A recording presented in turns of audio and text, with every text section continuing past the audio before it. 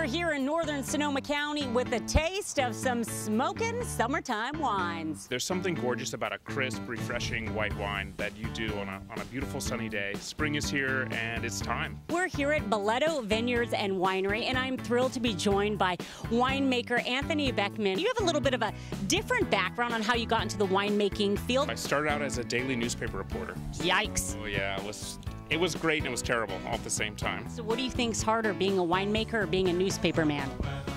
A winemaker is much more difficult and much more rewarding all at the same time. And I'm an ex-newsie. Any crazy stories from the newsroom that you would care to share with us? Because I've got my share of a few. Pennsylvania has terrible wine. And so I used to drive to, sorry. We're sorry, Pennsylvania. I didn't say that, he did.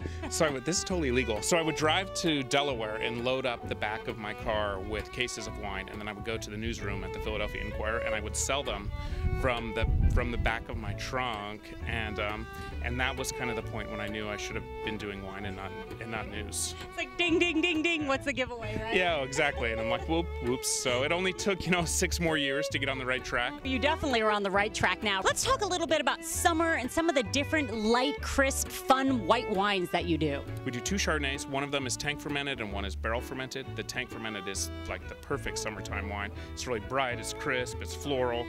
It does not have that big oak, butter, vanilla. And then we also do a barrel fermented, and it's got a little bit of that as well.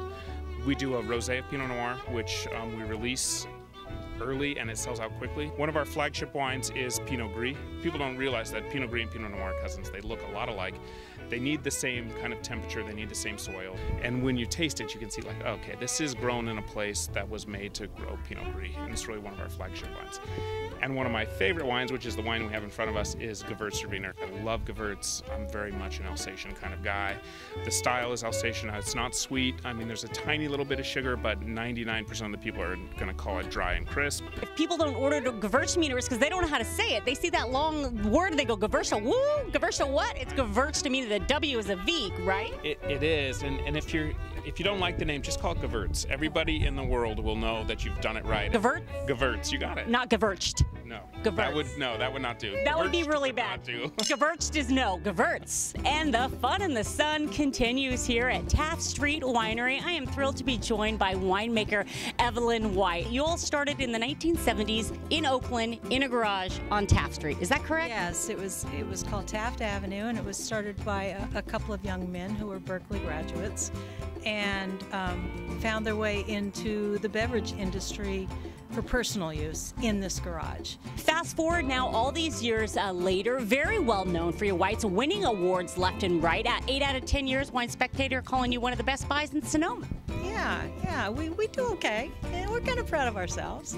Yeah, we have reason to be. Let's talk about some of the wines that you do produce here. Our big main focus is Russian River Chardonnay and Russian River Pinot Noir. We also do a good bit of Sauvignon Blanc from the Russian River area. We do a tiny bit of Pinot Gris, which is a single Russian River vineyard. People who don't traditionally drink white wines, once the sun comes out, they're drinking all kinds of white wines, even if they don't normally drink them. What is it, just because you think they're more fun, or the sun brings out the white in people, or what do you think the deal is, Evelyn? I think it's more thirst quenching. I think it's more poppy, it's more fruity. We as human beings love sweet, and it's not necessarily sweet with sugar, but it's sweet with fruit. The problem I get into with the white wines is I like them a little, it quenches my thirst a little too much, if you get my drift. It can happen, but it's also, white wines tend to be really food friendly. I'm giving myself all these ideas for Memorial Day weekend. You have the new tasting room redone. What do you guys think you'll do? We are actually going to have a little street music. We have a group coming in. We're going to just open up the place and hope people come in, bring a picnic dinner, buy a bottle of wine or have a glass of wine and enjoy music with us. So Evelyn, if you could only have one pick of a white wine this summer, what are you drinking? I drink an awful lot of Pinot Gris. If I'm going to have a nice dinner, I'm having my Chardonnay. I love Chardonnay. I have my way to make it like everybody else does. And Sauvignon Blanc is always good too. So that's really a hard question. Well, I do ask the tough questions. So I guess when it comes to summer, just make it a white wine and you're good to go. That's right. Or a rosé. Yes, rosé is always fine too. Options are endless. Yes. Cheers. Thank you. Thank you. Cheers.